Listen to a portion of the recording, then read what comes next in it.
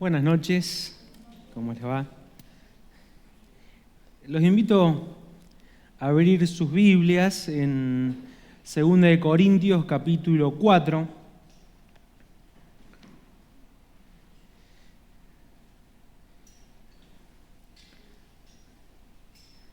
Buscando, guiándome con el tiempo, así tenemos un tiempo para orar.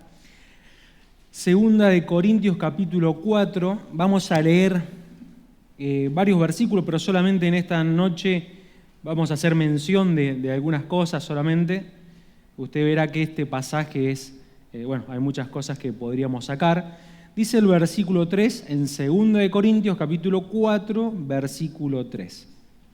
Si usted no tiene una Biblia, lo puede leer de la pantalla. Dice, pero si nuestro evangelio está aún encubierto entre los que se pierden, está encubierto, en los cuales el Dios de este siglo cegó el entendimiento de los incrédulos para que no le resplandezca la luz del evangelio de la gloria de Cristo, el cual es la imagen de Dios.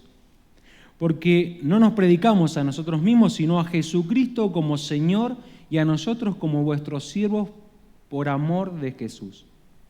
Porque Dios, que mandó que de las tinieblas resplandeciese la luz, es el que resplandeció en nuestros corazones para iluminación del conocimiento de la gloria de Dios en la faz de Jesucristo. Y estos son los versículos que vamos a leer, pero tenemos este tesoro en vasos de barro, para que la excelencia del poder sea de Dios y no de nosotros, que estamos atribulados en todos, mas no angustiados, en apuros, mas no desamparados, perseguidos, mas no desamparados, desesperados era recién, derribados, pero no destruidos, llevando en el cuerpo siempre por todas partes la muerte de Jesús, para que también la vida de Jesús se manifieste en nuestros cuerpos. Porque nosotros que vivimos siempre estamos entregados a muerte por causa de Jesús, para que también la vida de Jesús se manifieste en nuestra carne mortal. De manera que la muerte actúa en nosotros y en vosotros la vida. Pero teniendo el mismo espíritu de fe conforme a lo que está escrito, creí, por lo cual hablé, nosotros también creemos, por lo cual también hablamos, sabiendo que el que resucitó al Señor Jesús, a nosotros también nos resucitará con Jesús y nos presentará juntamente con vosotros.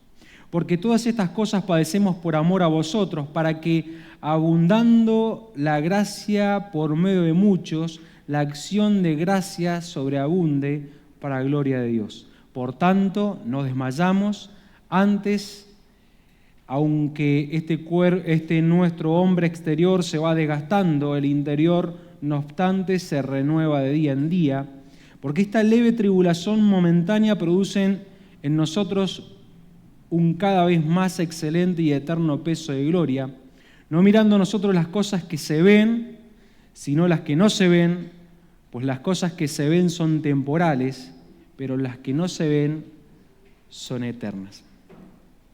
Muy bien. Leía, si usted ve ahí, como les decía, que vamos a considerar algunas cosas nada más, no vamos a poder considerar todo, a partir del versículo 7 al 18, pero se habrá dado cuenta que, leímos del versículo 3 al versículo 6, porque, y usted después lo puede estudiar más detenidamente, porque nos muestra cómo actúa en estos 3 versículos el Evangelio. Nos muestra cómo es el Evangelio. En el versículo 4 dice Pablo que hay personas a las cuales él llama incrédulos, que están cegados, es decir, que ellos no pueden ver la luz del Evangelio, no pueden ver la gloria de Dios porque están en tinieblas. Estas personas las llama Pablo incrédulas y es lamentable porque también dice que estas personas se van a perder. Ahora, no tan solo eso, o como si fuera poco podríamos decir, en el versículo 4 también dice que Satanás mantiene a estas personas bajo tinieblas. Dice el versículo 4, en los cuales, hablando de estas personas, El Dios de este siglo cegó el entendimiento de los incrédulos para que no le resplandezca la luz del Evangelio de la gloria de Cristo, el cual es la imagen de Dios. Repasando, hay personas que no van a creer en el Evangelio. Hay personas que, como bien lo llama acá Pablo, son incrédulas, no creen en Dios, no pueden ver la gloria de Dios, y como si fuera poco, el príncipe de este siglo, el Dios de este, como bien dice acá, el Dios de este siglo ha cegado el entendimiento de estas personas. Podríamos decir qué terrible, ¿no? Y bueno, la verdad que es muy feo. Pero mire el versículo 6, aun cuando hay poder en las tinieblas, aun cuando está el Dios de las tinieblas, aparece Dios, y si usted lo ha leído, va a ver que este Dios aparece con mayúscula porque es el único Dios, el Dios verdadero y el Dios que tiene poder aún en las tinieblas.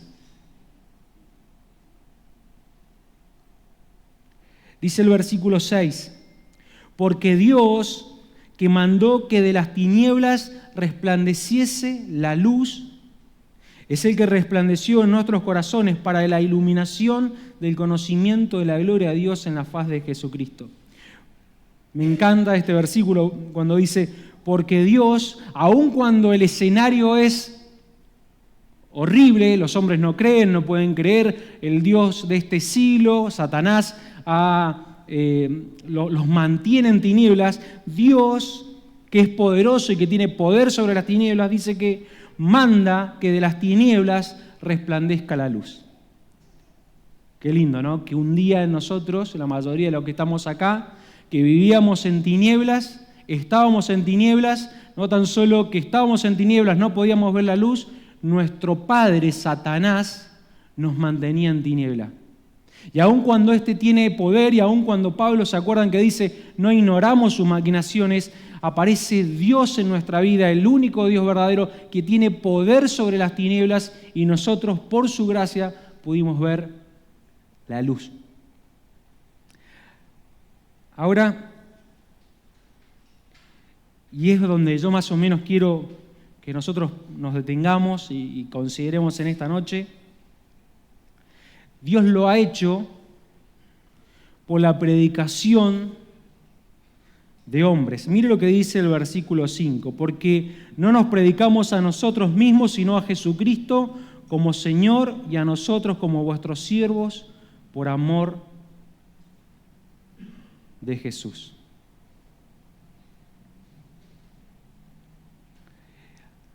Es decir, que este mensaje, el mensaje de evangelio, el mensaje en el cual también Pablo dice que es poder de Dios, es predicado por hombres comunes y corrientes, y que ese mensaje de poder es el que un día nos hizo resplandecer la luz y nosotros pudimos ver la gloria de Dios.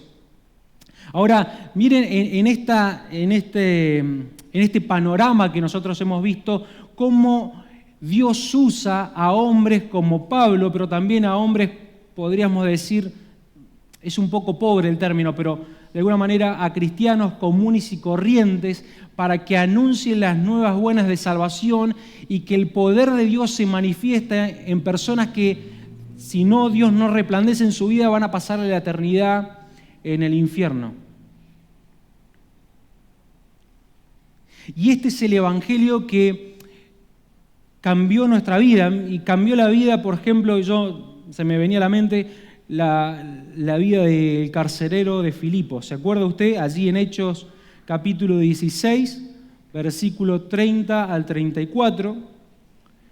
Lo puede leer también de la pantalla. ¿Se acuerdan que Pablo y su compañero estaban en la cárcel? Bueno, acontece ahí. Y cuando vuelven ellos, y Pablo le dice que no se preocupe porque están todos ahí, dice, y sacándoles, les dijo este hombre, señores, ¿qué debo hacer para ser salvo?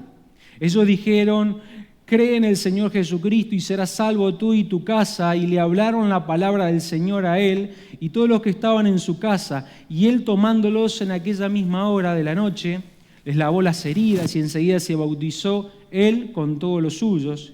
Y llevándolos a su casa, les puso a la mesa y se regocijó en toda su casa de haber creído en Dios. Me encanta, también me gusta mucho esta historia, porque es un hombre carcelero. Un carcelero era alguien que había sido soldado, como podríamos decir, ya se había retirado de soldado, era un soldado romano, un soldado que estaba acostumbrado a la muerte, un soldado que, como decía la tradición, había matado, siempre se decía que había matado como 12 soldados normales, un soldado que, ¿se acuerdan allí? Una de las cosas más terribles es en la muerte del Señor Jesucristo, y me llaman mucho la atención los soldados allí romanos cuando crucifican al Señor, porque de alguna manera, y no lo estoy excusando, los judíos cuando crucificaron al Señor, de alguna manera, erradamente tenían un argumento. Y cuando el Señor Jesucristo le decía que Él era el Hijo de Dios, de alguna manera, como decimos nosotros, se le hervía la sangre. Y lo maltrataban al Señor y lo maltrataron. Pero saben que los soldados romanos ignoraban, no tenían ni idea quién era el Señor Jesucristo. Pero la maldad de ellos estaba en sus venas. Yo no estoy diciendo que este carcelero era el que crucificó al Señor Jesucristo, yo estoy diciendo que de alguna manera nos da un pantallazo de quién era este hombre. Un hombre que estaba acostumbrado a la sangre, un hombre que tenía bajo la responsabilidad de él, si era posible, hasta matar a alguno de estos encarcelados. Y es allí cuando este hombre, en el medio de las tinieblas, le resplandece el Señor Jesucristo y él tiene la gran duda del hombre: señores, ¿qué debo hacer para ser salvo? Señores, ¿qué tengo que hacer para ser salvo? Y la gran respuesta a una pregunta: creer en el Señor Jesucristo y serás salvo tú y tu casa. Este es el evangelio de poder. Este es el evangelio que nos saca de las tinieblas y nos hace resplandecer en la luz de la gloria del Señor. Y yo quiero o este sería el punto del mensaje, a que Dios usa a personas como Pablo en este relato para que ellos comuniquen ese evangelio.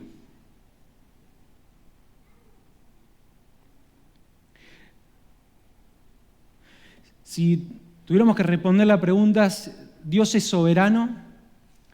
Nosotros decimos que sí. Ahora, también podríamos responder y tendríamos que responder si el hombre, o mejor dicho, si los cristianos tenemos la responsabilidad de llevar el mensaje. Mejor dicho, podríamos contextualizarlo más, si vos, hermanos, aun cuando Dios es soberano, si vos y yo tenemos la responsabilidad de llevar el mensaje de salvación. Y la respuesta es sí. Miren, cuando leía estos versículos, y por eso lo quería compartir con ustedes, muchas veces tenemos que pedirle perdón al Señor Jesucristo porque de alguna manera no somos conscientes o ignoramos, mejor dicho, voluntariamente el mensaje que nosotros tenemos, la buena noticia de salvación. Porque depende la vida de las personas, depende la vida eterna de las personas, depende de aquellas personas que están en tinieblas y lo van a estar por el resto de su vida. Nosotros tenemos ese mensaje. Y no sé si a ustedes les pasa, pero yo muchas veces lo escucho y sé de esto y releo este texto, pero lamentablemente, tengo que ser honesto, muchas veces hasta no me conmuevo o me conmuevo superficialmente y cuando dejo este pasaje pienso en otra cosa y pienso en otra agenda y no estoy dispuesto a predicar el Evangelio o de alguna manera estoy dispuesto a predicarlo dentro de mis comodidades y mis posibilidades. Entonces, a partir de este mensaje, de esta noticia, es que yo quiero que miremos del versículo 7 al 18 solamente 3 cosas, nada más porque, no tendríamos tiempo, ¿no? Para aquellos que quieren compartir el mensaje, para aquellos si en esta noche, hermano, vos te das cuenta que no estás haciendo lo que tenés que hacer, si vos te das cuenta que ese mensaje de poder, ese mensaje que saca a una persona de la tiniebla a la luz, Ese mensaje en el cual se nos ha mandado a hacer y no lo estás sintiendo, no lo estás haciendo, es un momento como Nehemías, ¿no? Estos segundos son como Nehemías, y hacer una oración corta al Señor de arrepentimiento. Señor, perdóname porque no siento lo que tendría que hacer, sentir, no hago lo que tendría que hacer, y Señor, por sobre todas las cosas, las personas pasan, aun cuando tú eres soberano, las personas pasan a la muerte eterna separado de Dios en el infierno. Entonces, hermanos, si esto no nos conmueve, bueno, no, estamos insensibles, ¿no?, al Evangelio. Entonces, lo primero que yo quiero que miremos es que, antes que nada, tenemos que reconocer que no somos nada y Él es todo. Esto es lo primero que quiero mirar, que tenemos que reconocer que no somos nada y Él es todo. Dice Pablo en el versículo 7, pero tenemos este tesoro, hablando de ese evangelio que hemos hecho mención, en vasos de barro, para que la excelencia del poder sea de Dios y no de nosotros.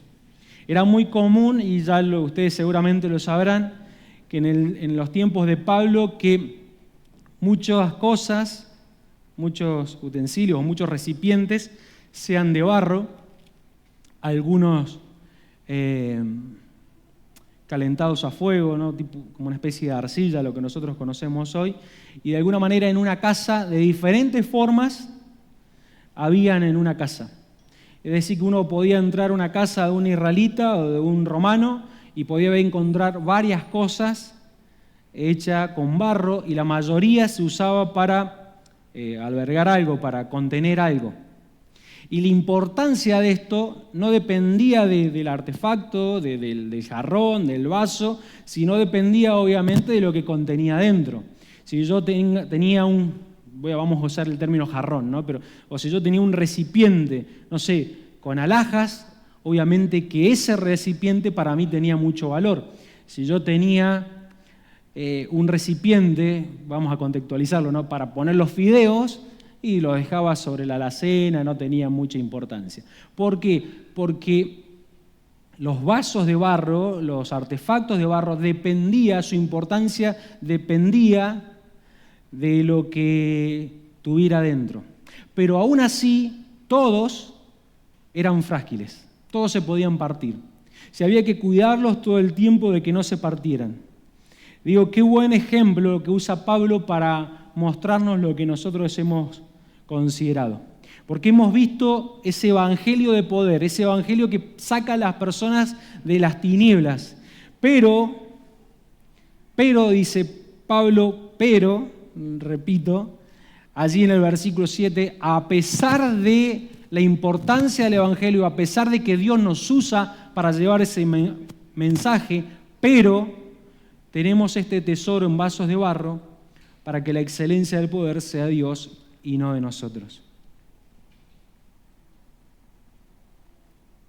Nosotros somos frágiles y el poder descansa en el Evangelio. El poder descansa en el Señor Jesucristo. Mire 1 Corintios capítulo 2, versículos 3 y 5.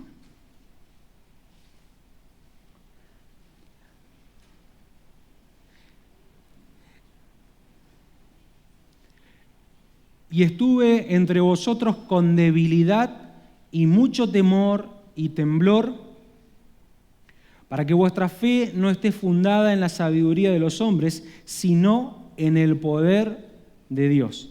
En 2 Corintios, capítulo 12, versículo 9,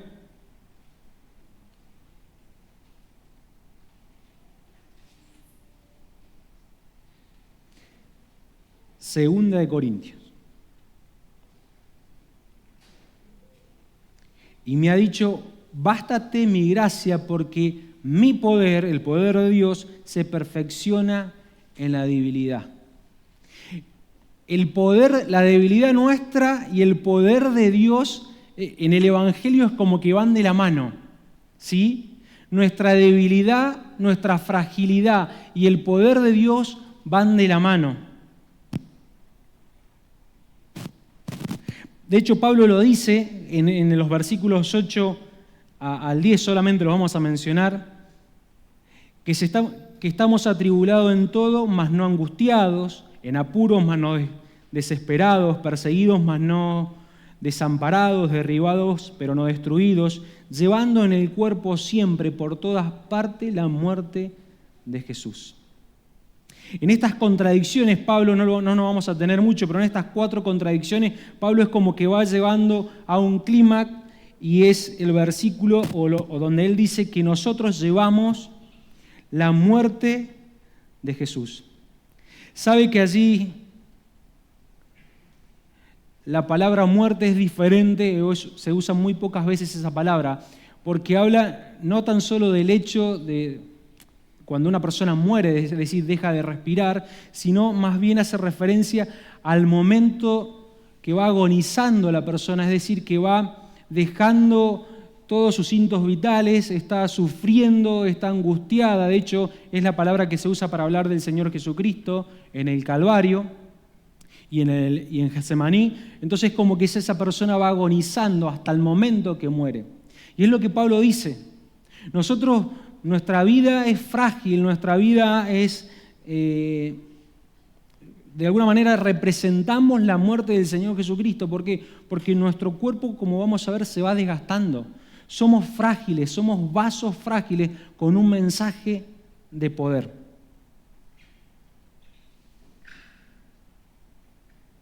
Ahora, yo me preguntaba, y podría ser una pregunta para cada uno de nosotros, ¿qué nos hace ver su poder y qué hace ver nuestra debilidad? Aquí nos lleva cuando consideramos el poder de Dios, hablando del Evangelio de poder, y nuestra debilidad. No sé a qué lo llevará, pero cuando yo pensaba en esto, y digo, bueno, mientras más nosotros vamos viendo el poder de Dios y viendo más lo insignificante que somos, si una palabra que se me viene es dependencia. Dependencia de Dios.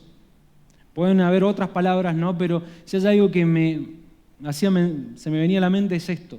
Cuando yo veo lo insignificante que soy para cambiar una persona, para transformar una persona, para ser instrumento de Dios, cuando yo veo lo insignificante que soy y voy viendo y creciendo en el poder de Dios, cuando crece esa gran brecha, lo único que yo puedo hacer es depender de Dios. Porque seguramente como ustedes y yo queremos algo, queremos que, como hemos visto, las personas sean iluminadas con el Evangelio de poder.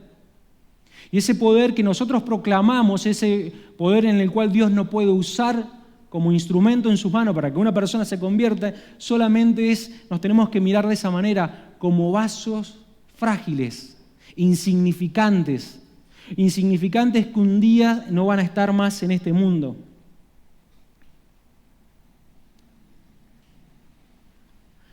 Se me viene ahora a la mente, no quiero irme con los ejemplos, pero me acuerdo de Pablo. Usted después lea el libro de Hechos, bueno, seguramente ya lo ha leído, pero en las últimas partes me encanta cómo Pablo va, no es que me encante cómo va muriendo Pablo, ¿no? Pero cómo va a partir de los conflictos, a partir de ya estar preso, estar en la voluntad de los romanos y después conocer un poco la tradición que dice que Pablo, bueno, cuando muere Pablo, me encanta cómo ver que la palabra se mantiene constante. Y aun cuando Pablo sufre naufragios, aun cuando Pablo es prisionero, si hay alguien que no estaba prisionero es la palabra. Y ¿saben qué? Pablo se murió y la palabra siguió, y muchas veces nos vamos a morir nosotros seguramente, y si el Señor no viene antes, la palabra va a continuar porque este libro es poder. Nosotros somos vasos frágiles que como vamos a ver, nos vamos desgastando. Somos insignificantes, estamos de pasada, pero la palabra no cambia, la palabra tiene poder, la palabra un día nos cambió. Miren, si nos cambió a nosotros, ¿cómo no va a cambiar a otros? Entonces, en primer lugar, reconocer cuán frágil soy y cuán grande es Él. Pero lo segundo que quiero mencionar de este pasaje, rápido, es ver que tenemos que hablar, proclamar este mensaje con la esperanza de que personas se van a convertir. Mire lo que dice el versículo 13 al 15. Si podemos ponerlo en la NTV. Sin embargo, Seguimos predicando porque tenemos la misma clase de fe que tenía el salmista cuando dijo, creí en Dios, por tanto hablé. Sabemos que Dios, quien resucitó al Señor Jesús, también nos resucitará a nosotros con Jesús y nos presentará ante sí mismo junto con ustedes. Todo esto es para beneficio de ustedes y a medida que la gracia de Dios alcance a más y más personas, habrá abundante acción de gracias y Dios recibirá más y más gloria.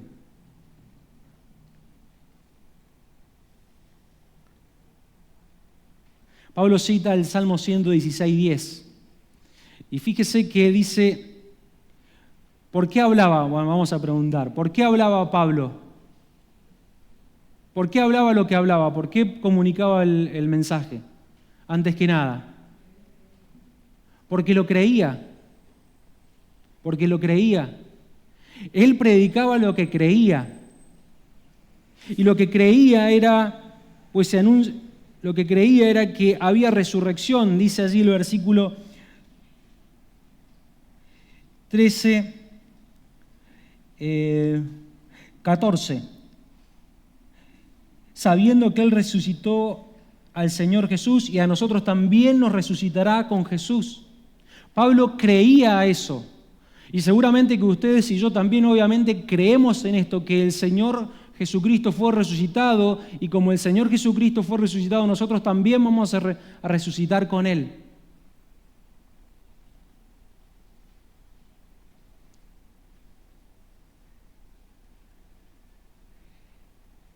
La pregunta sería, la primera pregunta sería, ¿lo creemos a esto?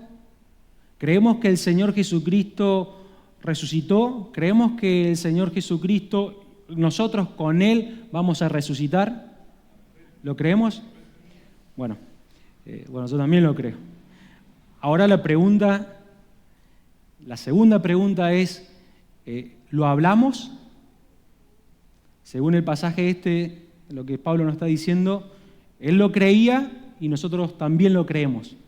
Pablo, porque lo creía, lo hablaba.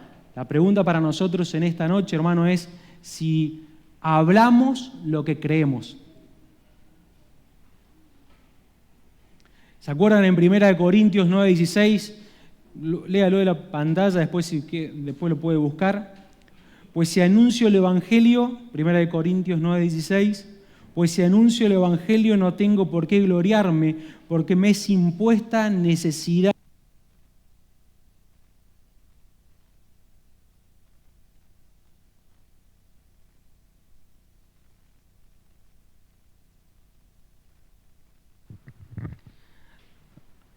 Ahí lo leo de nuevo. Pues si anuncio el Evangelio no tengo por qué gloriarme, porque me es impuesta necesidad, y ay de mí si no anunciar el Evangelio. Mire, no sé si lo tenés, así se puede poner en NTV o en NBI, ambas traducciones lo traducen de esta manera, porque me es impuesta una obligación. ¿Sí? Pablo tenía la obligación, ahí está, estoy obligado por Dios a hacerlo. Estoy obligado por Dios a hacerlo. Es que yo no siento ir a, hoy en día estamos repartiendo folletos. No quiero limitar el mensaje a la actividad de repartir folletos, ¿no? Pero es que yo no siento de ir a repartir, soy tímido, me cuesta, se me complica muchas veces. Pablo decía lo que usted está leyendo ahí, estoy obligado por Dios a hacerlo. Saben que muchas veces cuando lo leo en la Reina Valera me da como que, es algo con Pablo. Es entre Dios y Pablo y la verdad que sí, Pablo lo llevó a cabo. Y es verdad, obviamente, que Pablo en su apostolado tenía una responsabilidad que nosotros hoy no la tenemos, pero sí tenemos la misma obligación de compartir las buenas nuevas del Evangelio, ese Evangelio que es poder. En Romanos capítulo 1, versículo 14, no lo vamos a leer, pero Pablo decía ante las personas que él se sentía deudor. Es decir, que él miraba, supongamos, la calle y decía, yo soy deudor, quiero llevarles el mensaje del Evangelio. Y una vez más, tenemos que, es muy probable, ¿no?, que no lo sintamos al nivel de Pablo. Y qué buena oportunidad, ¿no?, hoy de estar escuchándome, o escuchando el mensaje y estar en nuestra mente y nuestro corazón rogándole al Señor: Señor, yo quiero sentir lo que tal vez no siento, quiero mirar las almas como no las miro, o quiero, aun cuando tengo nervios para predicar el Evangelio, quiero que la obligación como lo vamos a decir esto, me carcoma, ¿no?, que esa obligación sea un peso para que esté delante de cualquier sentimiento que nosotros podamos sentir. Ahora, entonces dijimos, en primer lugar, somos frágiles y Él es grande. En la segunda, lo que podemos considerar es que hablamos con esperanza, hablamos con la esperanza de que Dios puede cambiar a las personas, y es muy interesante, después usted si lo quiere leer, el versículo 15. Después lea el versículo 15, estúdielo si quiere, muestra cuál es la razón principal por la cual evangelizamos. Que va mucho, miren, como si fuera poco, no, va mucho más allá que las personas se vayan al infierno. Antes que nada es Dios quien tiene que recibir más gloria. Cuando personas pasan de muerte a vida, es Dios quien recibe la gloria y juntos lo vamos a alabar. Ahora, no tan solo hablar con esperanza, tenemos que trabajar con esperanza. Y yo voy a leer todo el versículo, pero solamente voy a hacer mención del 15 para ya ir terminando. Porque todas estas cosas, voy a leer del 15 al 18 y voy a hacer una pequeña mención del 18. Porque todas estas cosas padecemos por amor a vosotros, para que abundando la gracia por medio de muchos, la acción de gracia sobreabunde para gloria de Dios. Por tanto, no desmayamos. Antes, aunque nuestro hombre exterior se va desgastando, el interior, no obstante, se renueva de día en día. Porque esta leve tribulación momentánea produce en nosotros una cada vez más excelente y eterno peso de gloria, no mirando, versículo 18, no mirando nosotros las cosas que se ven, sino las que no se ven, pues las cosas que se ven son temporales, pero las que no se ven son eternas. No mirando nosotros las cosas que se ven, sino las que no se ven, pues las cosas que se ven son temporales, pero las que no se ven son eternas. Mirar lo que no se ve,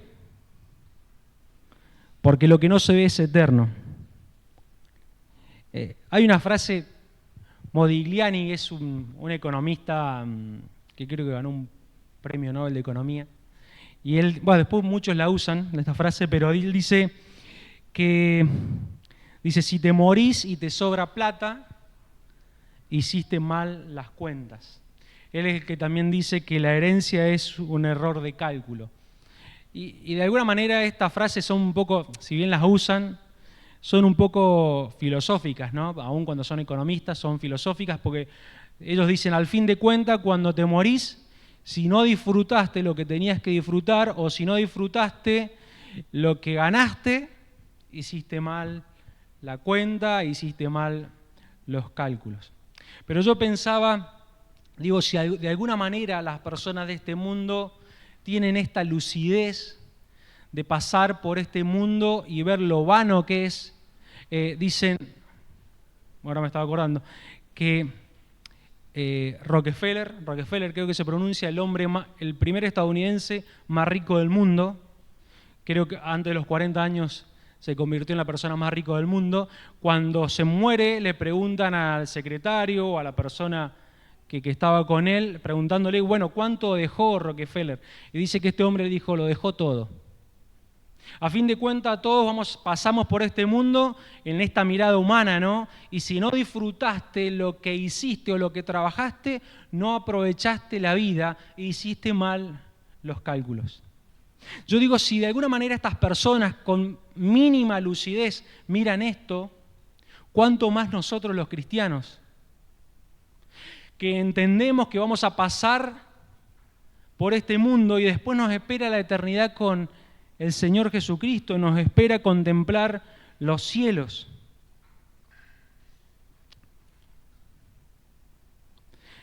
Qué lindo es la eternidad. Pensamos en el cielo, pensamos en lo maravilloso que va a ser estar con el Señor Jesucristo, pero me acordaba de Eduardo Carteas Millos, que él dijo, bueno, lo que tiene la eternidad es que las pérdidas van a ser eternas. ¿Sí? Nosotros vamos a tener la eternidad, vamos a gozar a Dios, vamos a gozar con Dios, vamos a contemplarlo a Dios, vamos a ser transformados a la imagen de Dios, pero también seamos conscientes que en la eternidad las pérdidas van a ser eternas. Y si tuviéramos que tener una frase como estos economistas, pensaba en 1 Corintios capítulo 15, y con este termino, versículo 58. Y es la mejor frase de economía, de estilo de vida, de lo que usted quiera ponerle para el cristiano. 1 Corintios capítulo 15, versículo 58, la última parte dice, sabiendo que vuestro trabajo en el Señor no es en vano. Nuestro trabajo en el Señor no es en vano. Pensando en esto, en este mensaje que tenemos para comunicar, a fin de cuentas, como dice el título de ese libro, lo único que no vamos a poder hacer en el cielo es predicar el Evangelio. Pero lo que sí vamos a poder hacer en el cielo es recibir el galardón que Dios, Cristo, ha preparado para nosotros, para aquellos que han trabajado, han hecho de este 1 Corintios 15 y 58 su lema de vida, que el trabajo en el Señor no es en vano. Entonces, hermanos, ya terminando con esto, este mensaje, en primer lugar para mí, es un mensaje en el cual me lleva a pensar en el mensaje, el mejor mensaje que puede escuchar la humanidad, un mensaje de poder. Pero también me lleva a pensar y ver lo frágil que soy, y esa fragilidad ante su poder me hace depender de Él. Ahora, yo no voy a depender de Él si yo no estoy dispuesto a predicarlo a Él. Si yo no voy a depender de Él si yo no veo mi fragilidad y su gran poder. Y también me lleva a pensar en trabajar con esperanza. A trabajar con esperanza, a trabajar y a hablar con esperanza. Que una persona puede convertirse, que una persona puede, a partir de lo que yo creo y hablo, puede cambiar su eternidad. Y esperamos algún día, si el Señor lo permite, estar en los cielos y ver lo que hicimos en la tierra no fue insignificante. Que lo que hicimos, nuestros planes, termino con esto, en la eternidad se va a ver tu agenda, ¿sí? En la eternidad se va a ver reflejado cómo disponías tu día. En la eternidad se va a ver reflejado, aun cuando en la eternidad no hay tiempo, se va a ver reflejado cómo usabas tu tiempo. Y lo vamos a ver y lo vamos a contemplar por la eternidad. Quiera Dios que esto nos mueva a priorizar, a poner al Señor Jesucristo en primer lugar. Y trayéndolo más práctico, a aprovechar las oportunidades que como iglesia local tenemos cuando salimos a predicar. En el ministerio que sea, no perdamos el tiempo. No perdamos el tiempo. Que la conclusión de nuestra vida no sea, lo dejó todo. No, lo ganó todo. Porque se ganó allí la recompensa de su Señor. ¿Sí? Que el Señor nos bendiga, que nos haga reflexionar por medio de su palabra, que nos haga mover, que nos haga ser compasivo por las almas que se pierden, y no tan solo con el corazón, sino con las manos, con los pies, con nuestra boca, que podamos compartir el mensaje. Que el Señor nos bendiga.